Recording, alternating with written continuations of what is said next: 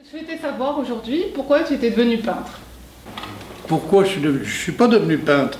J'ai toujours été peintre, j'ai toujours peint, j'ai toujours aimé dessiner et peindre, et je ne fais pratiquement que ça. J'ai fait par moments des petits boulots pour, bien sûr, comme beaucoup de peintres pour vivre, mais j'ai toujours peint beaucoup, j'ai une œuvre importante, et on peut pas, c'est une vocation, c'est pas un métier, c'est une façon d'être, on peut pas dire autre chose. En quoi te considères-tu contemporain? Ah, voilà une question aussi très intéressante, très importante. Qu'est-ce qu'un contemporain? Quand on est vivant, on est contemporain. Donc, je suis encore vivant. Donc, je suis contemporain. On parle beaucoup de peintres dépassés ou pas dépassés mais je considère que je continue ce qu'ont fait d'autres peintres avant moi, j'apporte ma pierre. Comme disait Marcel Scheller, qui était mon professeur, qui était un écrivain que j'estime beaucoup, il faut chanter sa propre chanson.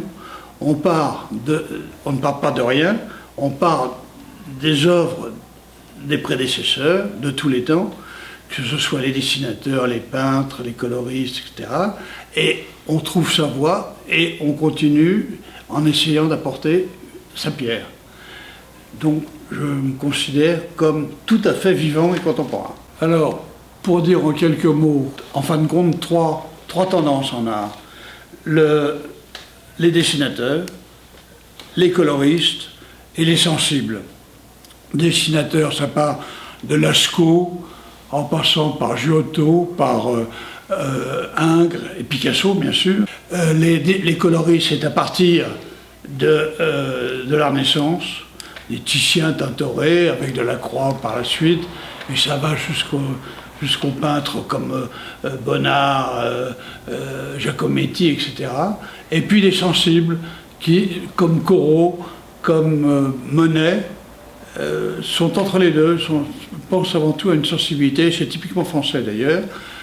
Moi je me considère plutôt comme un peintre coloriste, et donc je continue dans la lignée d'autres peintres qui ont vécu avant moi, qui ont peint avant moi, et j'apporte, comme je disais tout à l'heure, j'essaye de faire une œuvre originale, mais enfin, je sais pas. Qu'est-ce qu'elle a d'original? En quoi elle est originale? Je trouve, j'essaye, et si j'étais mort assez jeune, à 50 ans, je n'aurais pas trouvé, j'aurais fait de belles toiles peut-être, mais je n'aurais pas trouvé, je crois, ce que je pense avoir fait depuis, c'est-à-dire mettre la lumière qui vit et l'objet sur la lumière qui passe sur l'objet. Il y a un fond et la lumière passe. Bon, ce qui se fait depuis la Renaissance, bien entendu, mais je le fais d'une façon plus moderne, disons, avec des moyens simples. Et on le voit quand même sur ces toiles comme ça, où il y a un fond très foncé, et puis la lumière qui vient par-dessus, et d'une façon un peu brutale. Ce n'est pas de l'art brut, ce n'est pas de l'art conceptuel, c'est une façon qui me semble assez... c'est ma petite pierre. Voilà, je peux dire ça comme ça. Quoi dire d'autre pour expliquer ma peinture?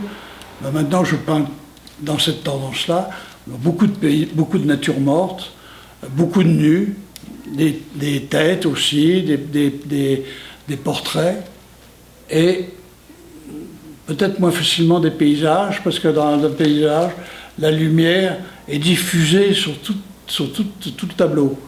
Donc, il faudrait essayer de faire des paysages avec une lumière frisante, ou très tôt le matin, ou très tard le soir. Chose que je n'appréhende pas encore totalement. Est-ce que tu as déjà été tenté par l'abstraction? Ah, l'abstraction.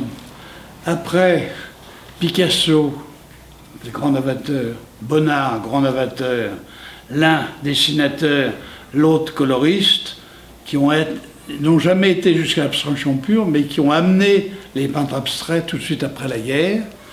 Ça a été une bonne période, mais je pense, comme Nicolas de Staël, qui a su revenir ensuite à une peinture plus figurative. Je pense que l'abstraction, ça a été une période de l'histoire de l'art, mais je pense qu'on en fait vite le tour, que les peintres ne savent pas se renouveler souvent avec l'abstraction. On a besoin de partir d'une réalité, je crois. Ne pas faire simplement des formes et des couleurs. C'est comme en littérature. On ne peut pas écrire juste avec des mots qui n'ont aucune signification. Alors je ne suis pas un peintre d'imagination du tout.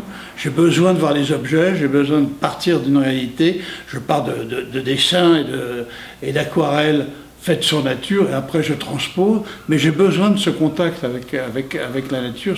Pour moi, ça me semble indispensable, et je crois que les nouvelles générations repartent de ce qui nous entoure. Tu as un côté à la fois très sensuel, charnel, joyeux et en même temps très dramatique en fonction des toiles. Comment tu expliques? Mais est-ce que chez tout individu, on n'est pas simple, on est complexe. Il y a des moments où on est très heureux, des moments où on est très malheureux, et des moments où on a envie de peindre des choses épanouies, et d'autres moments où on a envie de peindre la misère humaine. Et ça se retrouve chez beaucoup de peintres. Tous les peintres ne sont pas ou gais ou tristes, mais certains. Moi, je suis un peu bipolaire, on peut dire, comme ça. Mais je cherche toujours, de toute façon, l'émotion. Et comme disait Georges Braque, la peinture, c'est une machine à émouvoir. C'est l'émotion qui compte avant tout. Or, on est à une époque, malheureusement, où on cherche surtout à inventer quelque chose de nouveau. On est très influencé par la science et on cherche une technique, une idée. Ça part de Marcel Duchamp, bien sûr. Et donc, on arrive aux installations. Moi, je suis un vieux peintre, c'est plus du tout, ça ne correspond pas du tout à mes recherches. Mais je pense qu'il faut toujours partir de créer d'une émotion de joie ou de tristesse, mais pas essayer de démontrer. Il y a des ingénieurs, pour ça, un ingénieur, au moins on sait exactement vers quoi il va. Ça fonctionne ou ça ne fonctionne pas. Un architecte, ça fonctionne ou ça ne fonctionne pas. Une maison tient ou ne tient pas. Un peintre, on ne sait jamais s'il a bien fait, lui-même ne sait pas. Il faut beaucoup de recul, beaucoup de temps pour se rendre compte. Il y a certaines toiles que j'aimais de moi et que j'aime plus, et d'autres toiles, au contraire, que j'apprécie plus. J'ai eu beaucoup de mal pour comprendre, pour ressentir, parce qu'il n'y a pas à comprendre la peinture, pour ressentir certains peintres qui sont plus difficiles, je ne veux pas citer de nom, mais c'est ce qui fait qu'on se trompe souvent, et même à notre époque, on a bonne conscience en disant on sait tout à notre époque, et on a raté Van Gogh, mais maintenant on ne peut pas arrêter de peindre, je ne dis pas ça pour moi, mais il y a des peintres à notre époque qui sont laissés de côté, dont on ne parle pas, dont on parlera peut-être, certains sortiront, d'autres pas, parce que on cherche tout à fait autre chose, comme je disais, c'était sur le plan plus scientifique, et en partant de Duchamp, et non pas partant de l'émotion de la peinture. Et ça, j'insiste beaucoup sur ce problème-là. J'ai vendu des toiles à l'État quand j'étais tout jeune, il n'y avait pas de ministère de l'Agriculture. Maintenant, il y a des fracs, j'ai bien connu les gens des fracs. Je ne suis pas dans l'esprit de la chose, comme disait un marchand de tableaux, la première marchande, Geneviève de Gaume à Gaillet-du-Bac. Vous n'êtes pas dans l'esprit de la chose. Vous êtes dans l'esprit de la chose. Enfin, actuellement, j'ai la chance, depuis une dizaine d'années, d'avoir la galerie Saphir et Chapiro qui me soutiennent, qui m'exposent régulièrement dans leurs 3 galeries, 2 à Paris et une à Dinard. Et c'est un réconfort énorme pour moi de me sentir soutenu, sans parler, bien sûr, de ce que tu fais toi pour moi. Et puis mes petits-enfants, bien entendu, que je ne veux pas oublier. En quoi le sujet, finalement, t'importe? Mais le sujet n'est qu'un prétexte. Je ne fais pas de peinture, que je disais tout à l'heure, je n'ai pas d'imagination, mais je fais de la peinture pure. Quand on fait une peinture descriptive en parlant de sujet, pourquoi pas? On peut bien sûr, de tout temps, il y a eu des grands peintres qui ont eu beaucoup d'idées pour faire des traités de sujets. Ça. Mais moi, je pense qu'un pot, ou une tête, ou un corps, ce qui compte, c'est la forme et la couleur, exprimées d'une façon différente des autres peintres. Et donc, la peinture pure, comme il y a la littérature pure. Je ne peux pas dire autre chose. Mais alors, bien sûr, je fais pour le moment beaucoup de peau, beaucoup de nature morte, beaucoup de nus, mais j'ai fait aussi beaucoup de paysages. À un moment où est-ce qu'en ça rejoint pas l'abstraction?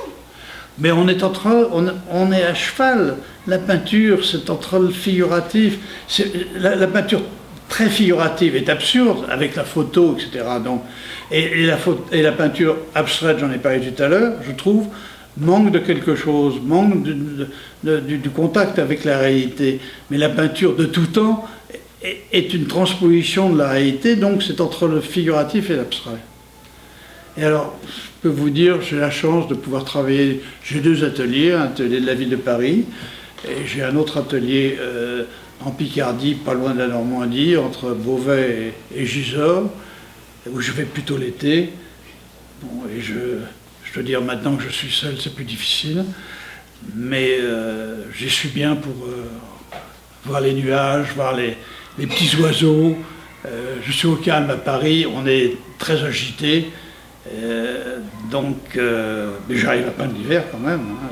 Je peins l'hiver à Paris. Et donc ma vie est comme ça, entre studieuse, disons, et voilà. Et tant que je peux peindre, tant que j'ai la force de peindre, la force physique et morale et intellectuelle, le jour où je ne peindrai plus, parce que c'est pas un passe-temps, c'est pas une passion, c'est une raison d'être.